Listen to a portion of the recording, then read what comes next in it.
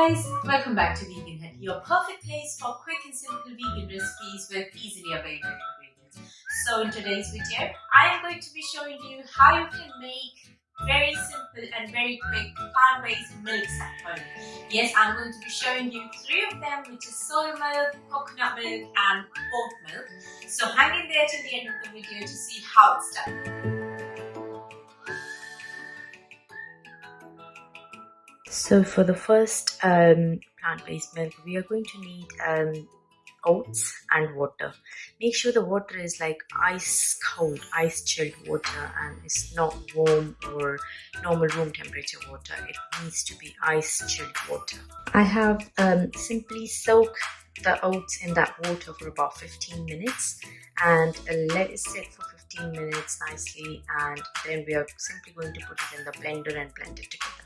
So now guys, one thing very important before we start blending is just make sure when you're blending, you're not blending it more than 15 to 20 seconds in one go, because as I said, we need ice chilled water to make that milk, otherwise it's going to get a bit slimy. And again, the tendency of blender to get warmed up when you're using it, it will affect the milk to and it could get slimy. So just make sure you are doing 15 to 20 seconds in one go, blend it, give it a rest, and then do it again. So now guys, our oat milk is like blended together nicely. Now here one thing guys, I have not used any sweetener or anything to make the milk sweeten, because I like my oat milk to be normal, like natural. But if you do want a sweetened oat milk or something, you can by all means use a tablespoon of maple syrup in that and a bit of vanilla essence as well. That goes very well with the oat milk. So yeah, feel free to use that. So now we are simply going to transfer it in this strainer. I've used a strainer along with the muslin cloth just to give it a extra strainer for the milk, because we don't want no particles to go through obviously in this. So yeah, just a little bit of milk at a time and keep straining it nicely until you get the milk you actually require. So just strain it nicely, squeeze it. Don't squeeze it too harsh guys, because otherwise once the particles of oats get stuck, it starts getting through the cloth. That's what you don't want. So yeah, just squeeze it as gently as you can, not too much guys. So just make sure that you're not letting the particles get away this muslin cloth. If you want at this point, you can by all means use the nut cloth as well. So that is very good for this purpose too. So yeah, just squeeze it, keep squeezing it until you get the milk you want. So as you can see guys, our oat milk is already nicely strained. Whatever oat is left when you are straining, don't throw it away guys. You can use it in several things. You can make protein bars out of it. You can even make pancakes. So if you want to use this immediately, that's what I'm going to do today. So you can make pancakes out of it. Just add a little bit of buckwheat flour or a little bit of coconut flour or any flour of your choice, and just make pancakes out of it. They are going to turn out lovely. Just add a little bit of maple syrup, vanilla essence or sugar if you want, and just make it. Yeah.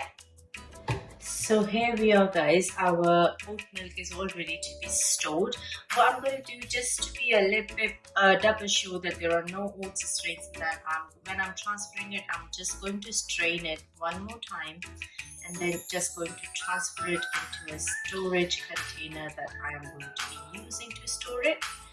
So yeah, and it's as simple as that to make oat milk at home.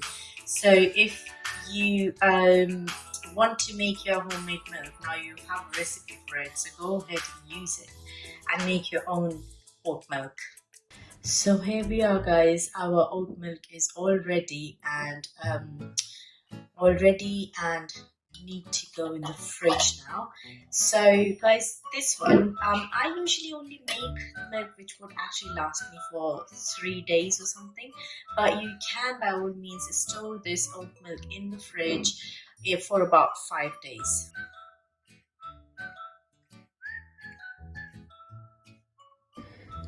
Now to move on to our second type of plant-based milk, we are going to be making coconut milk. So for that, I have taken about 2 cups of desiccated coconut and about 5 cups of boiling hot water. Yes guys, unlike last milk, oat milk, in which we needed chilled milk, ice chilled milk, in this one we will need boiling hot water.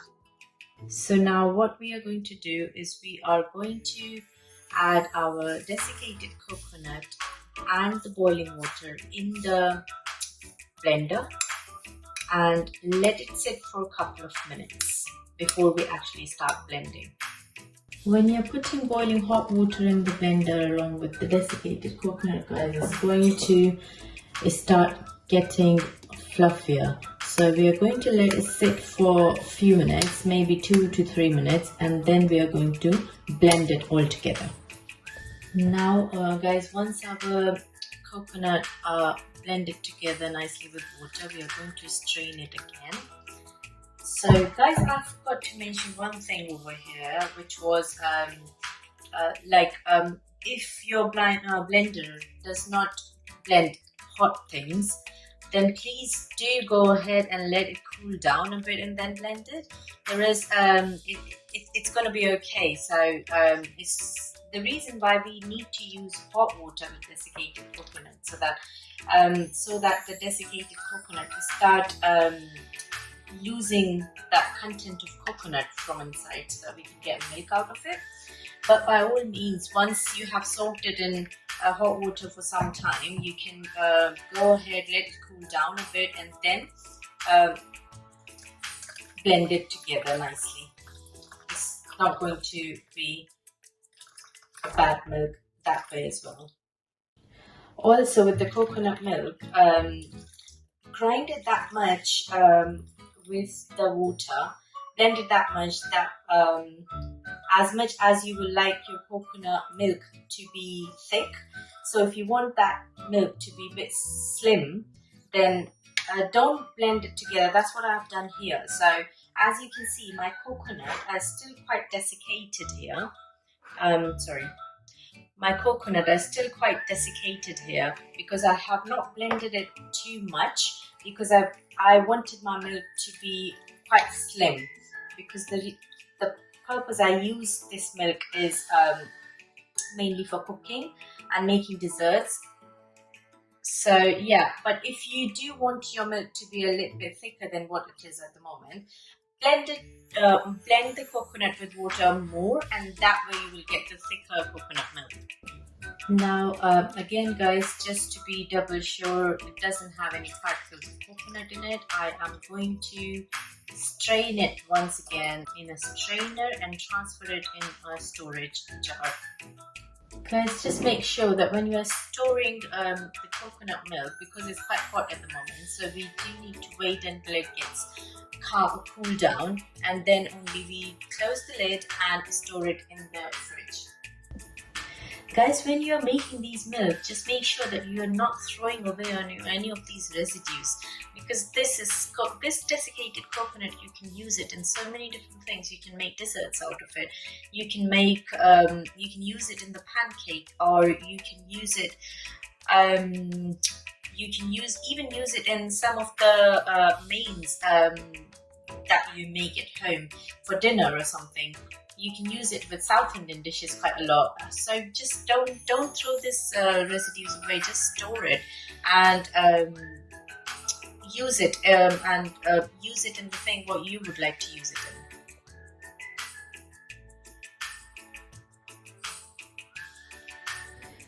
Now for the last milk preparation for the day, which is soy milk. I have taken soya beans here, which I have soaked in water overnight. I have soaked it in hot water overnight because obviously I needed the skin to be taken out for this milk, and about 5 cups of water as well.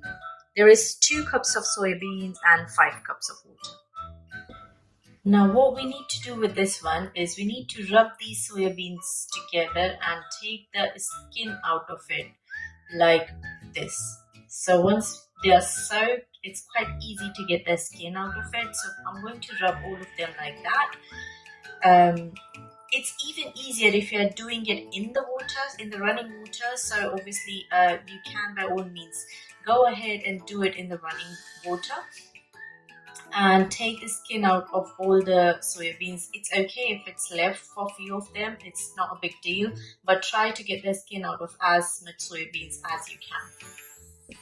So as you can see, by the way, I had to transfer it into a bigger bowl. I realized the bowl was smaller, but that's fine. As you can see, to remove the skin is when you are rubbing it together, the skin is going to come off easily and it's going to sit at the top of the water. So the best way to remove the skin is to keep filling it with water, because when you're doing that, the skin is going to sit at the top of the water and then you can remove it from there very easily. So now once you have taken the skin off the soybeans, go ahead and put it in the blender and blend it with water along until it becomes into a smooth and runny milk. So once we have finished grinding it, we are simply going to transfer the grinded milk into a strainer again along with the muslin cloth, and just going to strain it to get the nice soy milk.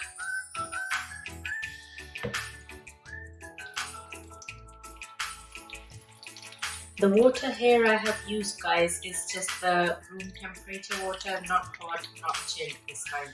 It's just the normal temperature water I have used in this one. So yeah, just keep squishing it until you actually get the milk you want.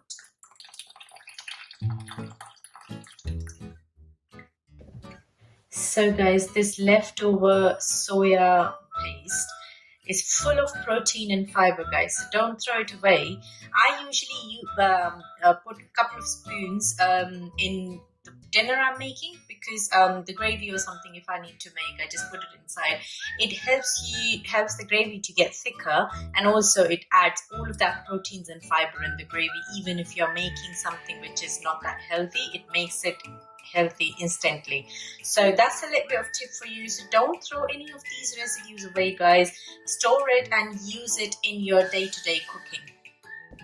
Now we are simply going to transfer it into a storage jar. Look at the color, guys, this is so nice. And this milk is easily going to last me for about a week, and it can stay in the fridge for about a week, you guys. So now we are simply going to transfer it into a storage jar. Look at the color, guys, this is so nice.